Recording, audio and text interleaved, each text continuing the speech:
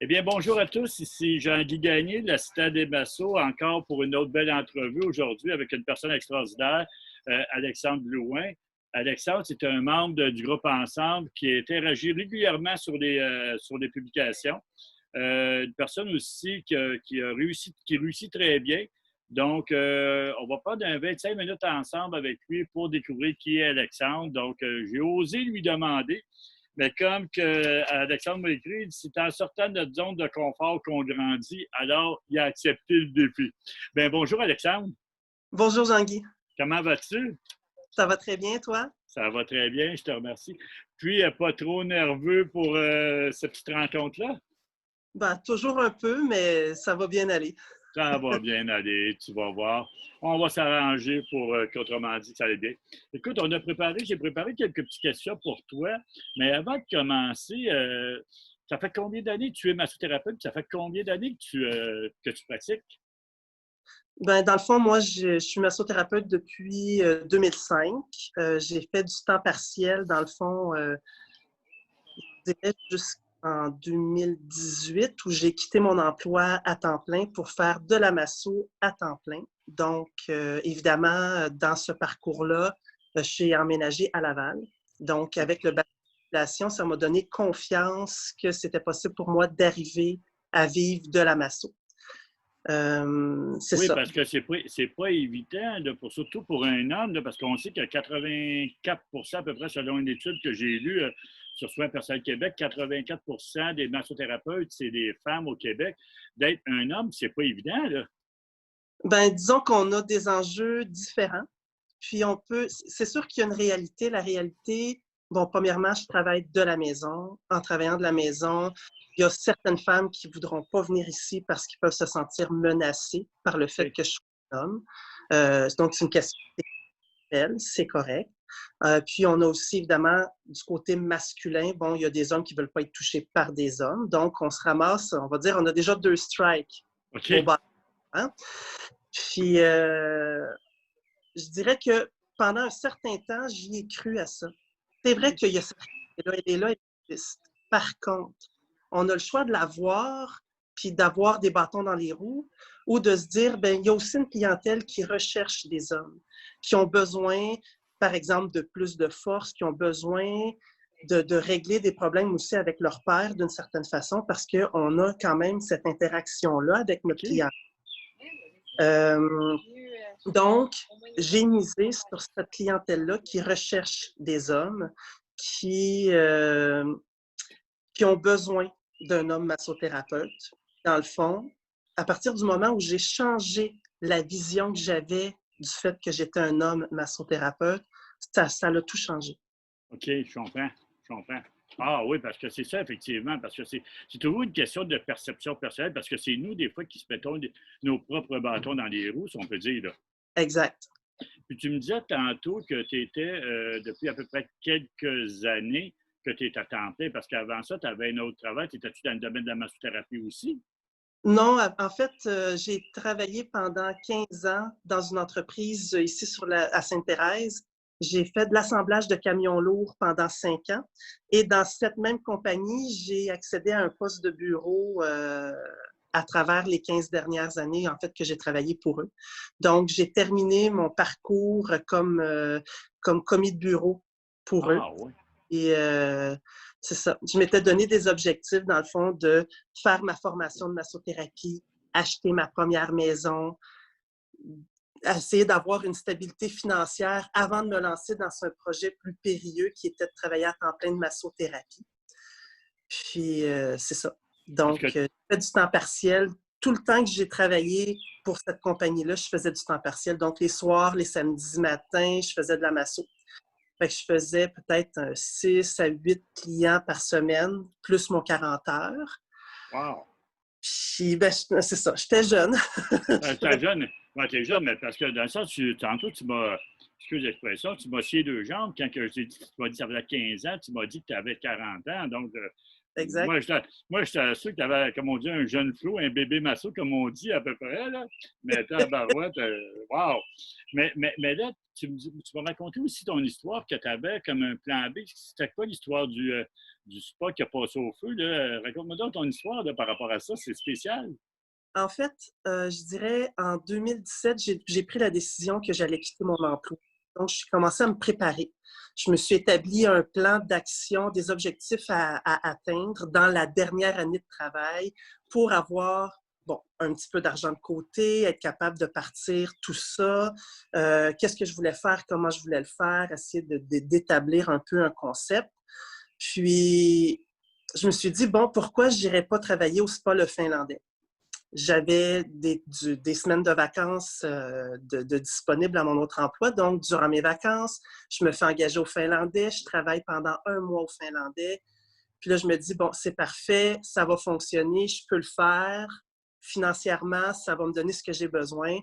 Je donne ma notice de 2 semaines à mon employeur, je quitte. Et avant même de rentrer pour la première fin de semaine de travail, le spa passe au feu. Donc, plan B, c'était fini. Et tu n'es pas retourné sur ton employeur, là? Non, pas du tout. Pas du tout. Au départ, c'était pas un feu qui était monumental. Il nous avait dit 2, 3 semaines. Puis là, moi, je me disais, bon, j'ai un fonds, tout va bien. Je continue à masser un peu chez moi. Je vais continuer à faire de l'argent. Ça va être correct.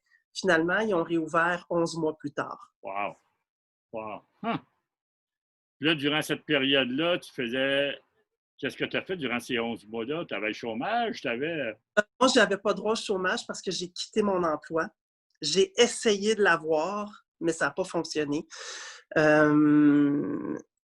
J'ai travaillé dans une autre clinique de massothérapeute qui n'est pas très loin d'ici pendant presque une année. Par contre, le problème de massothérapeute masculin s'est présenté beaucoup dans cette clinique-là et je n'ai pas fait beaucoup de massages. OK, je comprends.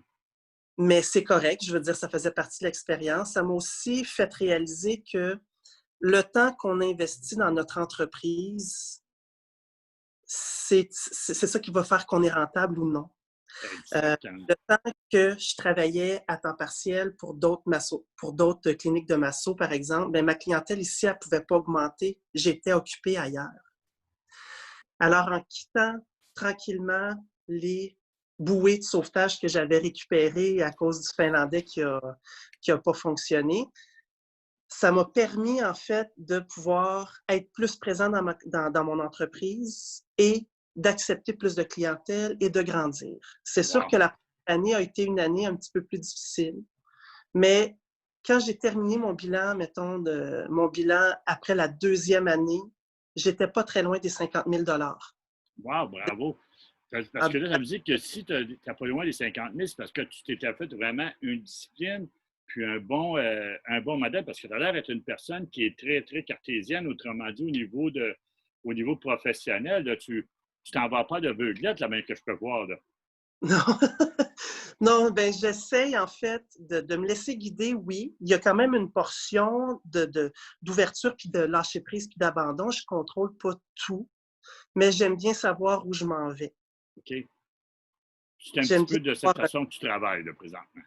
Absolument, absolument. Mais là, je me sens, c'est sûr que là, il y a comme, on va dire que c'est parti la business et ça roule. Et j'ai quand même des nouveaux clients qui rentrent, j'ai de la référence. Le bouche à oreille, je le sens qu'il fonctionne maintenant de plus en plus.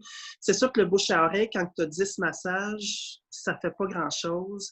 Mais quand tu te ramasses à avoir 100, 200 clients dans ton carnet de clients, le bouche à oreille a un plus grand impact. Je comprends. Parce que toi, là, avant d'arriver avec la bouche à oreille, comme tu dis, avant de cette complication-là, moi, je sais qu'une de tes choses, tu m'as parlé souvent, c'est que, surtout quand on a eu avec Gabriel Burbeau, qu'on a parlé de Facebook, des publicités Google Ads, Facebook Business, je crois que c'est avec ça aussi que ça t'a aidé beaucoup, ça, je crois. Absolument. Dans le fond, c'est sûr que c'est pas une recette instantanée, mais je dirais que après 6 mois que j'étais totalement seule, je me souviens pas où est-ce que j'ai lancé ça sur les réseaux sociaux, puis il y a quelqu'un qui est venu me parler en privé qui me disait qu'il faisait du marketing pour la masso, qui était aussi masso, puis qui avait une bonne stratégie pour nous, puis il était vraiment pas cher. Fait que j'ai fait affaire avec lui. On a établi un plan sur Google Ads et sur Facebook Business. OK. Puis comme je te disais tout à l'heure, dans le fond, un budget de 4 avec Facebook Ads et 2 avec Facebook Business. Donc 6 par jour, 180 par mois. Puis avec ça, pas au début, mais à un certain point, je pouvais aller chercher 1 à 2 nouvelles personnes par semaine grâce à. Puis là, récemment, j'ai décidé de faire affaire avec Stratton Bloom pour raffiner les critères de la publicité avec Google Ads pour m'adresser à un public vraiment plus ciblé, un public que j'ai envie de travailler avec. Maintenant que je dirais que mon entreprise est plus établie, je vais aller, au lieu d'aller chercher monsieur, madame, tout le monde, bien, je vais aller chercher des gens qui ont besoin de ce que je peux offrir. Quand tu as dit Stratton Bloom, tu parles de Gabriel, là. Oui, exactement. Notre Gabriel qui justement, là, qui amène des super de belles choses. Comment que ça va? Juste une petite parenthèse, là. Gabriel, on va voir ce qu'il va dire de toi, là. Comment que ça va, Gabriel? Ben, avec Gabriel, ça va super bien. Là, c'est sûr qu'on a fait une rencontre préliminaire par téléphone pour voir, dans le fond, qu'est-ce que j'avais besoin, puis OK. ensuite, voir comment eux allaient pouvoir m'aider. Puis il m'a évidemment, encore une fois, sorti un peu de la zone de confort pour aller chercher qui est mon client cible. OK. Évidemment, j'ai commencé un peu cette stratégie-là avec le groupe de Josiane Gariepi, qui est le groupe là, pour essayer de fidéliser sa clientèle et tout ça, là, puis avoir le 1 000 par semaine de OK. revenus. Puis, elle aussi, dans le fond, c'est quoi la mission d'entreprise? C'est qui ta clientèle cible? Je pense que ça, c'est des choses importantes à savoir parce que quand on frappe à la bonne porte, on va avoir la bonne personne qui va être sur notre table, puis on va travailler dans notre passion réellement. On va travailler avec des gens qui nous donnent envie de travailler. Puis ça c'est nourrissant, en fait, parce que, je veux dire, c'est sûr que, bon, on a toutes sortes de clients. Il y a des clients qu'on aime bien qui viennent aux 2-3 mois, puis on a qu'on voudrait qu'ils viennent aux semaines. Tu sais, je pense que c'est normal. On a plus d'affinité avec certaines personnes que d'autres. Puis je pense que de raffiner les critères, pas de recherche, mais à qui s'adresse ma publicité, va faire en sorte que je vais attirer la clientèle que je recherche. Que tu recherches, effectivement. Parce que j'ai aimé quand tu m'as écrit être humain avant d'être thérapeute permet à nos clients de se reconnaître en nous. Parce que ça, c'est une des choses que tu recherches avec tes clients, le côté vraiment plus humain, là. Explique-moi Exact. ce que tu veux dire par cette phrase-là. Être humain avant d'être thérapeute permet à nos clients de se reconnaître en nous. Explique-moi ça. Ben écoute, dans le fond, ce que j'ai réalisé, tu sais, comme tu as dit tantôt, je suis une personne peut-être plus cartésienne avec un plan, je fais les choses dans les règles. Je m'encadre moi-même. J'ai comme pas besoin d'être encadré plus qu'il faut parce que j'ai une structure qui était assez rigide, surtout dans mes débuts. Puis pour moi, c'était comme super important d'être vu comme le massothérapeute parfait, la personne que les gens pouvaient regarder, puis wow, je voudrais donc atteindre son degré de zénitude. Est-ce que je suis toujours zen? Non. Mais quand je suis avec un client, je suis super zen parce que ça fait partie du travail d'une certaine façon.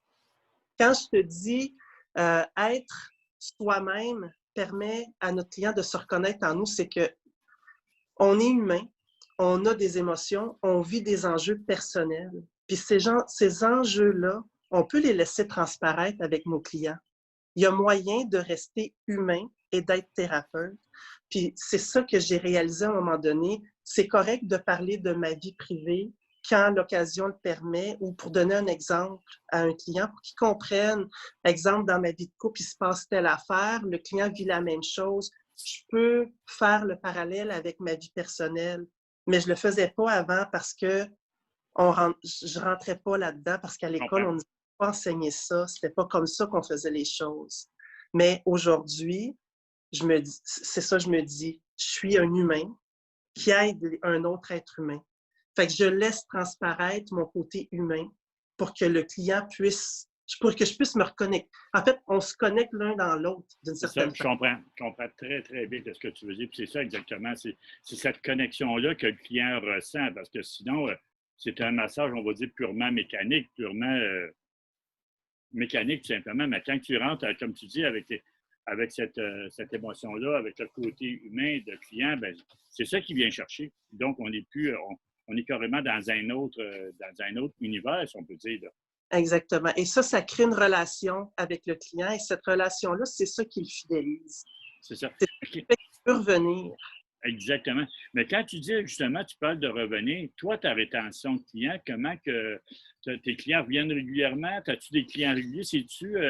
As-tu beaucoup de misère on va dire, à ce que tes clients reviennent réguliers? Ou c'est facile pour toi? Ben, je vais dire que c'est facile dans le sens, peut-être, comment je sais pas. Premièrement, mes clients sont totalement libres de revenir ou pas. Si quelqu'un vient pour un massage thérapeutique et que je réalise qu'il a besoin de revenir, je vais lui suggérer de revenir. Je vais lui suggérer de revenir dans un délai de 1, 2 ou 3 semaines, mettons. Et généralement, ça passe parce que les gens comprennent qu'on est les professionnels, on sait de quoi on parle et ils vont sans dire s'abandonner au processus, mais ils vont faire confiance. J'ai de la clientèle qui vient ici par plaisir, qui vient ici juste pour c'est du temps pour moi, je me fais du bien, je me garde. Ces gens-là, je les rebook pas nécessairement, je les laisse surbooker tout seuls. OK. Parce que j'ai un système de rendez-vous en ligne. Eux, je mets pas jamais de pression à personne, mais je l'offre même pas. À moins que la cliente vienne une fois par mois puis que c'est super précis, là, je vais la rebooker tout de suite. Mais j'essaie de laisser, dans le fond, le libre arbitre aux gens de se rebooker, à moins que je sente que ce soit nécessaire. Ils repartent d'ici pas nécessairement avec un rendez-vous, mais la plupart des gens qui sortent d'ici se sont déjà rebookés OK. avant de Oh. partir. OK? Wow. Fait que ma rétention de clientèle est à plus de 90%. Quelqu'un rentre ici, il ne va pas ailleurs. OK? Ça, c'est bien, ça. C'est Ça, bien, c'est- ça. Là, j'ai cru comprendre tantôt, tu as dit, puis là, tu n'es pas obligé mais là, présentement, tu roules avec combien de plages horaires en moyenne par semaine? C'est une ben, question qu'on peut te poser. oui, tout à fait. Ben, dans le fond, tu vois, en ce moment, avec la pandémie, le fait que, bon, j'ai besoin d'une vingtaine de minutes, mettons, après chaque massage pour faire du nettoyage, de la désinfection, je prends en moyenne 3 massages par jour, 2 dans la journée, un en soirée, du lundi au jeudi. Puis le vendredi, je fais matin, puis 2 dans l'après-midi. Puis le mercredi aussi, je fais un matin. Puis évidemment, là-dedans, bon, j'ai des clients qui, bon, je peux-tu venir mardi matin, pas de problème. Je les book dans une plage qui n'est pas nécessairement ouverte, mais si je le peux, je m'en referme une dans la journée. J'essaie de ne pas dépasser le 3. Des fois, j'en fais 4. Puis avant la pandémie, j'étais à 4 ou 5 par jour. Wow! Okay? Je travaillais presque à tous les samedis. Maintenant, je suis plus ouvert les samedis. Je vais ouvrir sur demande seulement. Fait que quelqu'un qui ne peut pas se trouver une place dans mon horaire aura la possibilité de me poser la question, est-ce que tu me prendrais un samedi matin? Je travaille de soir, peu importe. J'ai un camionneur qui n'est pas là de la semaine. Quand il revient avec son camion le vendredi, il m'appelle, peux-tu me prendre demain? Je suis là. Wow! Lui, je veux dire, je fais des exceptions. Je ne fais pas de domicile, mais demain matin, je m'en vais à domicile parce que la personne ne peut pas se déplacer.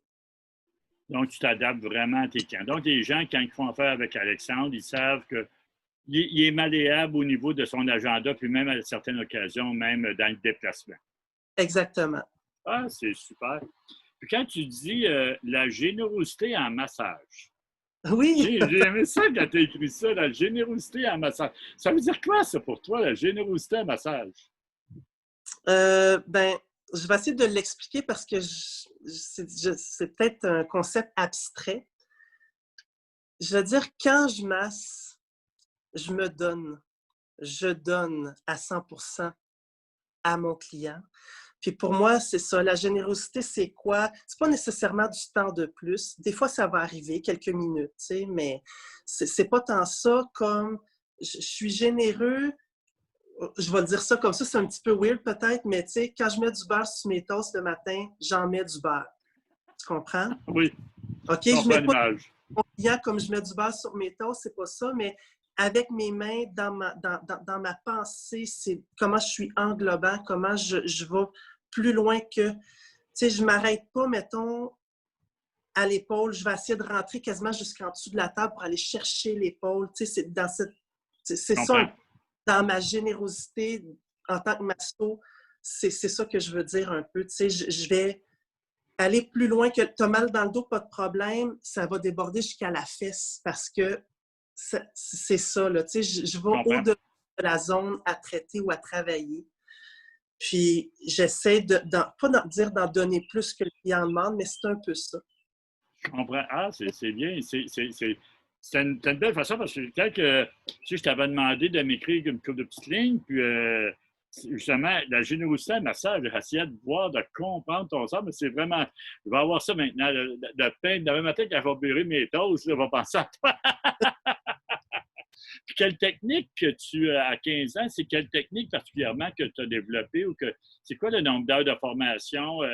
Qu'est-ce que tu as été chercher vraiment pour t'aider dans ta profession? Parce qu'on me dit, tu dis aussi que tu es une personne qui aime vraiment apprendre aussi.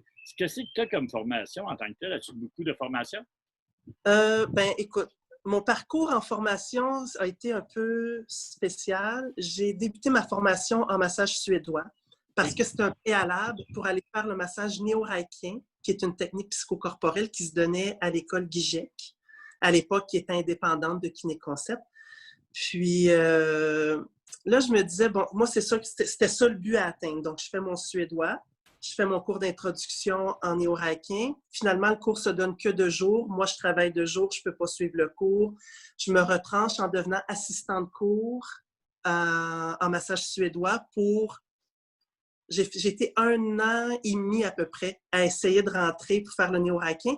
Finalement, je me suis retournée vers le massage suédois thérapeutique, qui était une nouvelle formation qui se donnait à Gijek dans ces années-là, qui a été faite de toutes pièces par deux femmes qui étaient massothérapeutes et qui étaient en devenir de devenir ostéopathes. Okay? Dans le fond, ils ont monté un plan de formation avec un ressenti plus appliqué, disons, des techniques avancées diverses. J'ai fait ma formation avec elle. Évidemment, c'était encore très loin de l'aspect psychologique que je voulais aller chercher avec ma clientèle. Je suis allée chercher ça. Ça a été, en fait, une formation extraordinaire. Puis, ça s'est arrêté là pour moi pendant un certain temps. J'ai fait de la réflexologie des pieds aussi. Puis, à un moment donné, j'ai quitté la RMPQ, qui était mon réseau plus avant. Quand j'ai voulu revenir, il a fallu que je fasse la formation pour pouvoir revenir. Parce que je voulais avoir, en fait, un statut de naturothérapeute et de massothérapeute, puis il me manquait des heures. Donc, j'ai fait un cours en nutrition. J'ai fait aussi des cours en, comment ça s'appelle? Les huiles essentielles. Aroma. Voilà. Puis après ça, bon, j'ai comme pris une espèce de piqûre à 1 fois par année, je vais faire une formation. Donc, j'ai fait le massage thaïlandais au Lotus Palm. Il me reste un dernier niveau sur les 6 niveaux qu'ils offrent à faire cet été. Donc, je suis déjà inscrit. J'ai fait à la même école le massage Lumi Lumi, 2 niveaux. J'ai aussi fait le massage thaïlandais sur table. J'ai fait de la formation en ventouse avec Marie-Claude Légaré. J'ai aussi fait des formations en ventouse avec Francis Letourneau, 2 niveaux, et Gua Sha et IASTM. Wow. Fait que dans le fond, là, ce que je réalisais, tu sais, quand je disais tantôt, Strattenblum m'a posé des questions, qui était clientèle cible? Là, je me dis, ben, j'ai quoi, moi, comme outil? Puis là, ça me fait réaliser que j'ai beaucoup d'outils pour faire du thérapeutique, dans le fond, puis aller aider les gens dans cet aspect-là de leur vie. Donc, c'est un petit peu ça le parcours de formation, en fait, puis je totalise presque 2000 heures de formation. Wow! Donc, moi, qu'est-ce que je ressens en t'écoutant et en te voyant, c'est vraiment la passion. On voit que tu es un homme passionné, tu es un homme qui est structuré, tu as l'air d'avoir une belle ligne de vie, tu sais exactement. Tu te vois, toi, déjà, là, probablement dans 3 ans, dans 5 ans, là. Je sais, ben oui puis non, je sais pas. J'ai d'autres projets, je sais pas encore comment ça va se concrétiser.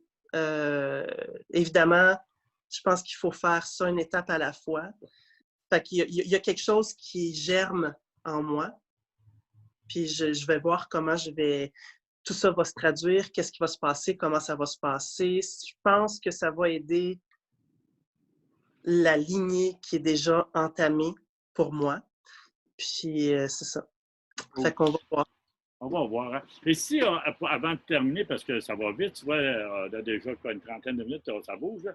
Si tu avais un message, toi, disons aujourd'hui, tu as la tribune, là, je te laisse 2 minutes pour motiver, craquer les massothérapeutes, les jeunes massothérapeutes qui commencent en carrière, les hommes massothérapeutes. Ça serait quoi le message d'encouragement positiviste? C'est quoi le message qu'Alexandre a le goût de créer en haut de la montagne? Là? Hey! Écoute, je ne l'avais pas vu venir celle-là. Ben oui, mais il y a toujours une question. Mais dans le sens, c'est parce que moi, je vois, quand j'ai eu tes textes, c'est de la passion, tu es un homme qui est structuré, tu as l'air à savoir exactement où tu t'en vas. Mais si, dans le sens, après 15 ans d'expérience, avec des hauts, des bas, d'avoir un plan B qui passe au feu, de t'être reviré, puis aujourd'hui, tu as l'air à bien vivre de ta passion. C'est quoi le message d'encouragement que tu ferais à nos gens qui nous écoutent présentement? OK. Ben si moi, j'avais quelque chose, en fait, ce qui m'a vraiment aidé à passer au travers, disons, les deux ans et demi là, où j'ai été à temps plein en massothérapie, ça a été de me ramener dans le ici et maintenant, de laisser la peur, de laisser la panique.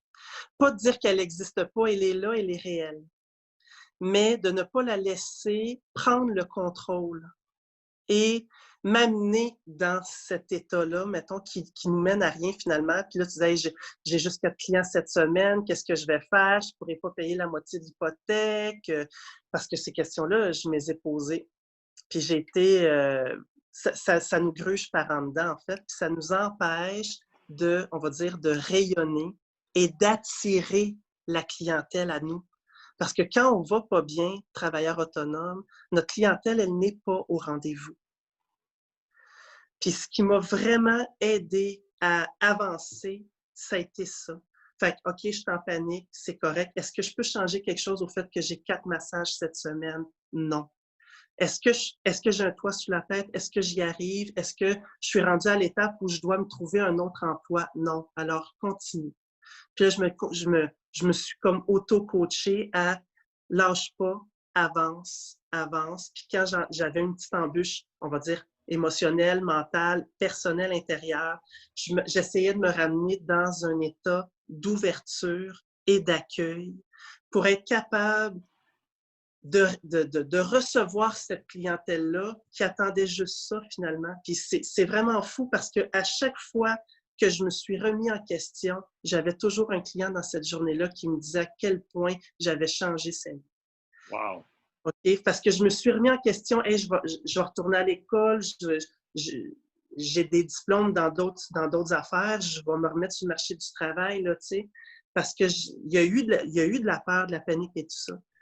Mais à chaque fois, ça a tout le temps été non, on se ramène, on fait ça. Puis aujourd'hui, 2 ans et demi plus tard, ce que je peux dire, c'est que je me sens zen, je me sens bien, je me sens à ma place, puis j'ai plus peur. Wow! Ben, en tout cas, la plupart du temps, on va dire ça comme ça. Non, mais je comprends, mais dans le sens que ce que je comprends aujourd'hui aussi, c'est que tu as appris à contrôler tes états d'âme, tu as appris à contrôler, tu t'es pas écrasé, puis on l'a vu tout de suite.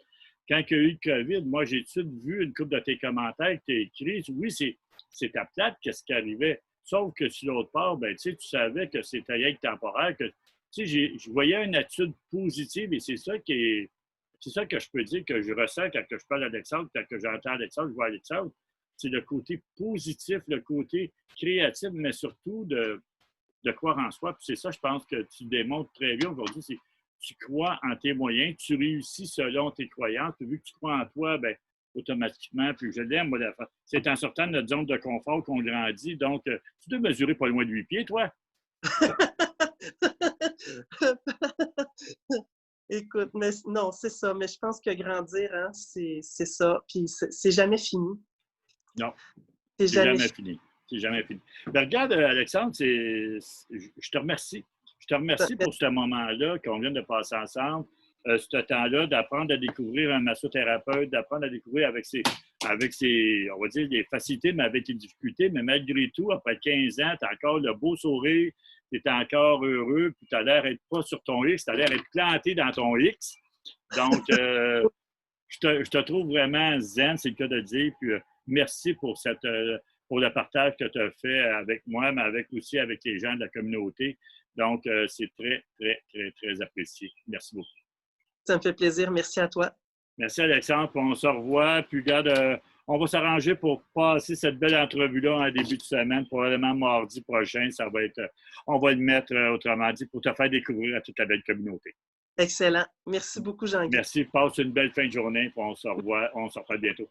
Donc, mes chers amis, c'était Alexandre, Jean-Guy avec Alexandre Blouin, un massothérapeute de 15 ans d'expérience déjà, malgré son air de bébé masso, on pourrait dire. Donc, qui nous a parlé, autrement dit, de sa passion, de ses difficultés en tant qu'homme, des fois au niveau tel que commencé, mais aujourd'hui, qui réussit très bien le domaine, puis qui utilise, autrement dit, des beaux produits comme pour se faire connaître, se faire promouvoir. Donc, c'est avec plaisir que j'ai eu le privilège de rencontrer un homme de cœur, Alexandre Blouin. Mais merci, Alexandre. Merci à tous. On se revoit bientôt. Bye bye. Ciao.